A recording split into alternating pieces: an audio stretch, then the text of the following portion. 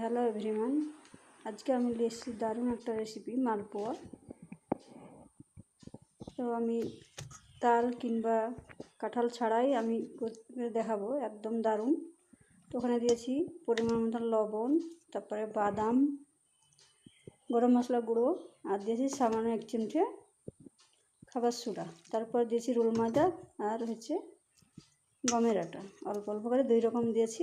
এখন ভালো মতন ব্যাটারটা করে নিয়েছি হ্যান্ডের সাথে, আর খাজুরের গুড়। তো ভালো মতন আমার নাড়াচাড়া করা হয়ে গেছে, একটু ভালো করে ফেটিয়ে নেব। তারপরে কিছুক্ষণ পরে শুরু করে দেবো মালপোয়াগুলো, একদম ফুলকা ফুলকা কীভাবে তৈরি করি সেটাই। এখন দিয়ে দিচ্ছি সর্ষের তেল কড়াইতে,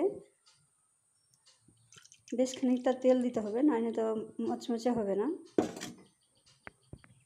তো আমি তেলটা গরম হয়ে গেছে, এখন ব্যাটারটা একে একে দিব আর মালপোয়াগুলো তৈরি করব।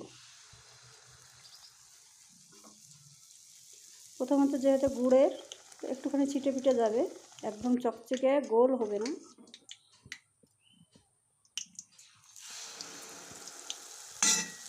আবার আর একটা দিয়ে দিচ্ছি, ওটা ভাজা হয়ে গেছে। ছিটে পিটে গেলে মালপোয়াটাই খেতে ভালো লাগে। এর তো একটা গোল হচ্ছে, ওপর থেকে তেল ছিটে দিচ্ছি, তাহলে একদম ফুলকা ফুলকা হবে।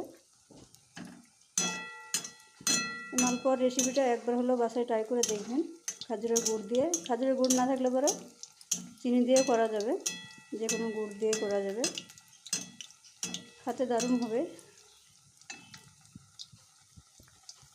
এখন সম্পূর্ণ মালপোয়াগুলো করে তারপর দেখাচ্ছি। তো তেল ছিটিয়ে পড়েছিল, আর একটু হতে না গেলেই আমার গায়ে পড়তো।